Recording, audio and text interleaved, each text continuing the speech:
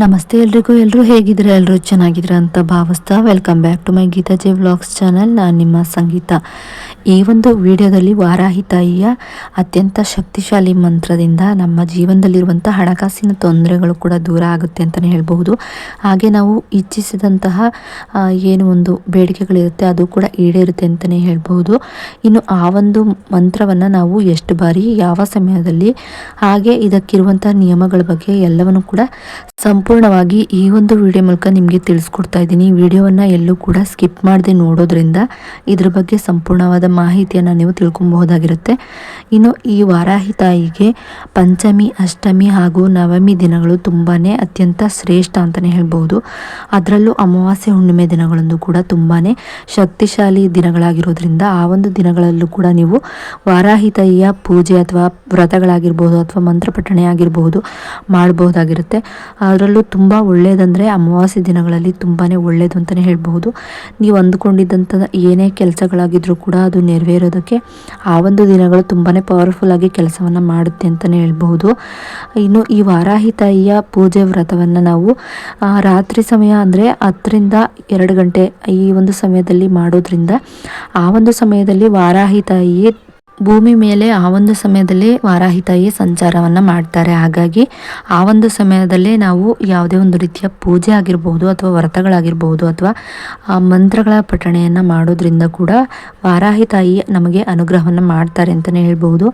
ಹಾಗೆ ಈ ಒಂದು ವಾರಾಹಿ ತಾಯಿಯ ಪೂಜೆಯನ್ನು ಮಾಡೋದಾಗಲಿ ಅಥವಾ ವ್ರತಗಳನ್ನು ಮಾಡೋದಾಗಲಿ ಎಲ್ಲವನ್ನು ಕೂಡ ನಿಷ್ಠೆಯಿಂದ, ಶ್ರದ್ಧಾ ಭಕ್ತಿಯಿಂದ ಅಮ್ಮನನ್ನು ನಂಬಿ ಮಾಡೋದ್ರಿಂದ ಎಲ್ಲವೂ ಕೂಡ ಈಡೇರುತ್ತೆ ಅಂತಲೇ ಹೇಳ್ಬೋದು. ಅರ್ಧಂಬರ್ಧ ನಂಬಿಕೆ ಇಟ್ಕೊಂಡು ಮಾಡೋದ್ರಿಂದ ಯಾವುದೂ ಕೂಡ ಈಡೇರೋದಿಲ್ಲ. ಹಾಗೆ ಇದನ್ನು ನಾವು ಆ ಒಂದು ಸಮಯದಲ್ಲೇ ಮಾಡಬೇಕಾ ಅಥವಾ ಬೇರೆ ಸಮಯದಲ್ಲಾದರೂ ಮಾಡ್ಬೋದು ಅಂದರೆ ಮಾಡಬಹುದು. ಬ್ರಾಹ್ಮಿ ಮುಹೂರ್ತದಲ್ಲಾದರೂ ಮಾಡ್ಬೋದು ಅಥವಾ ನೀವು ರಾತ್ರಿ ಅಥವಾ ಸಂಜೆ ಸಮಯ ಗೋಧೂಳಿ ಲಗ್ನ ಆದ ನಂತರ ನೀವು ಮಾಡ್ಬೋದಾಗಿರುತ್ತೆ.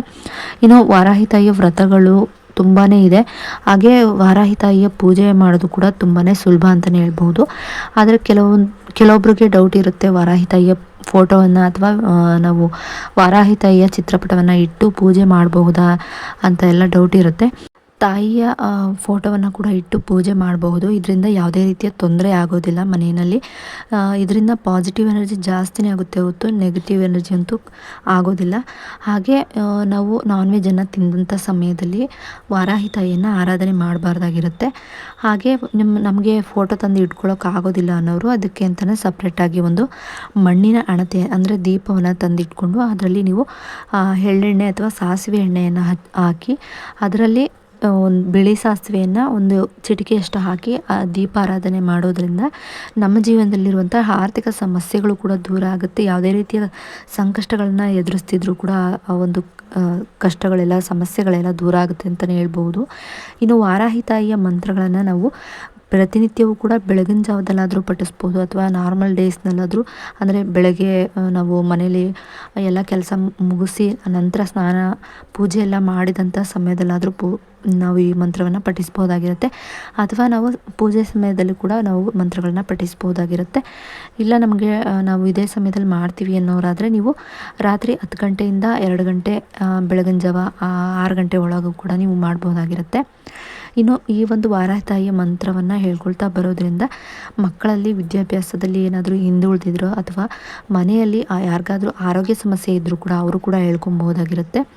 ಇನ್ನೇನಾದರೂ ಮನೆಯಲ್ಲಿ ಯಾವಾಗಲೂ ಕಿರಿಕಿರಿ, ಜಗಳ, ಏನಾದರೂ ಆರೋಗ್ಯ ಸಮಸ್ಯೆಗಳು ಕಾಡ್ತಾ ಇದ್ದರೆ ಅಥವಾ ಕುಟುಂಬದಲ್ಲಿ ಏನಾದರೂ ಕೌಟುಂಬಿಕ ಸಮಸ್ಯೆಗಳಿದ್ದರೂ ಕೂಡ ನೀವು ಈ ಒಂದು ವಾರಾಹಿ ತಾಯಿಯ ಮಂತ್ರವನ್ನು ಹೇಳ್ಕೊಳ್ತಾ ಬರೋದ್ರಿಂದ ಅವೆಲ್ಲವೂ ಕೂಡ ದೂರ ಆಗುತ್ತೆ ಅಂತಲೇ ಹೇಳ್ಬೋದು. ಮಾಟ ಮಂತ್ರ ತೊಂದರೆ ಇದ್ದವರು ಕೂಡ ಈ ಒಂದು ವಾರಾಹಿ ತಾಯಿಯ ಮಂತ್ರವನ್ನು ಹೇಳ್ಕೊಬೋದಾಗಿರುತ್ತೆ. ಈ ವಾರಾಹಿ ತಾಯಿಯ ಮಂತ್ರವನ್ನು ನಾವು ಕನಿಷ್ಠ ಅಂದರೂ ಕೂಡ ಒಂದು 9 ಬಾರಿನಾರು ಹೇಳಲೇಬೇಕು ಅಥವಾ 21, 108, 11 ಈ ರೀತಿಯಾಗಿ ನೀವು ನಿಮಗೆ ಎಷ್ಟು ಬಾರಿ ಹೇಳ್ಬೇಕು ಅನಿಸುತ್ತೆ ಅಷ್ಟು ಬಾರಿ ಹೇಳ್ಕೊಬೋದು. ಹೇಳೋದಕ್ಕೆ ಬರೋದಿಲ್ಲ ಅನ್ನೋರು ಬುಕ್ನಲ್ಲಿ ಸಪ್ರೇಟಾಗಿ ಇದಕ್ಕೊಂದು ಬುಕ್ ಇಟ್ಟು ಅದರಲ್ಲಿ ನೀವು ಇಷ್ಟು ಬಾರಿ ಅಂದರೆ 9 ಬಾರಿ, 21 ಬಾರಿ, 11 ಬಾರಿ, 108 ಬಾರಿ ಇದರಲ್ಲಿ ನಿಮ್ಮ ಆಯ್ಕೆ ಯಾವುದು ಆಗಿರುತ್ತೆ ಅದನ್ನು ಆರಿಸ್ಕೊಂಡು ನೀವು ಬರೀಬೇಕಾಗಿರುತ್ತೆ. ಬರೆಯೋದ್ರಿಂದ ಕೂಡ ಅಥವಾ ಹೇಳ್ಕೊಳ್ಳೋದ್ರಿಂದ ಕೂಡ ಎರಡರಿಂದನೂ ಕೂಡ ಒಂದೇ ರೀತಿಯ ಸಮನಾದ ಫಲಗಳನ್ನು ನೀವು ಪಡ್ಕೊಬೋದಾಗಿರುತ್ತೆ. ಓಂ ನಮೋ ಭಗವತೆ ದಕ್ಷಿಣಾಮೂರ್ತಯೇ ಮಹ್ಯಂ ಮೇಧಂ ಪ್ರಜ್ಞಾ ಪ್ರಯಚ ಸ್ವಾಹ. ಓಂ ಶಾಂತಿಂ ಶಾಂತಿಂ ಶಾಂತಿಂ. ಓಂ ನಮೋ ಭಗವತೆ ದಕ್ಷಿಣಾಮೂರ್ತಯೇ ಮಹ್ಯಂ ಮೇಧಂ ಪ್ರಜ್ಞಾಂ ಪ್ರಯಚ ಸ್ವಾಹ. ಓಂ ಶಾಂತಿ ಶಾಂತಿ ಶಾಂತಿ. ಓಂ ನಮೋ ಭಗವತೆ ದಕ್ಷಿಣಾಮೂರ್ತಯೇ ಮಹ್ಯಂ ಮೇಧಂ ಪ್ರಜ್ಞಾ ಪ್ರಯಚ ಸ್ವಾಹ. ಓಂ ಶಾಂತಿಂ ಶಾಂತಿಂ ಶಾಂತಿಂ. ನಿಮ್ಮ ಜೀವನದಲ್ಲಿರುವಂಥ ಯಾವುದೇ ರೀತಿಯ ಸಮಸ್ಯೆಗಳಿಗಾದರೂ ಕೂಡ ಈ ಒಂದು ಮಂತ್ರ ಪರಿಹಾರವನ್ನು ನೀಡುತ್ತೆ ಅಂತಲೇ ಹೇಳ್ಬೋದು. ಈ ಒಂದು ಮಂತ್ರವನ್ನು ತಪ್ಪದೇ ಪಠಿಸ್ತಾ ಬನ್ನಿ. ನಿಮ್ಮ ಜೀವನದಲ್ಲಿ ನೀವೇ ಬದಲಾವಣೆ ಆಗೋದನ್ನು ನೀವೇ ನೋಡ್ತೀರಾ ಅಂತ ಹೇಳ್ಬೋದು. ಭಕ್ತಿ ಹಾಗೂ ಶ್ರದ್ಧೆಯಿಂದ ಪಠಿಸಿ ಅಂತಲೇ ಹೇಳ್ತಾ, ಹಾಗೆ ಮುಟ್ಟಾದಂಥ ಸಮಯದಲ್ಲಿ ಹೆಣ್ಮಕ್ಳು ಪಠಿಸಬೇಡಿ ಅಂತ ಹೇಳ್ತಾ, ಈ ಒಂದು ವಿಡಿಯೋ ಇಷ್ಟ ಆದರೆ ಲೈಕ್ ಮಾಡಿ, ಶೇರ್ ಮಾಡಿ, ಕಮೆಂಟ್ ಕೂಡ ಮಾಡಿ.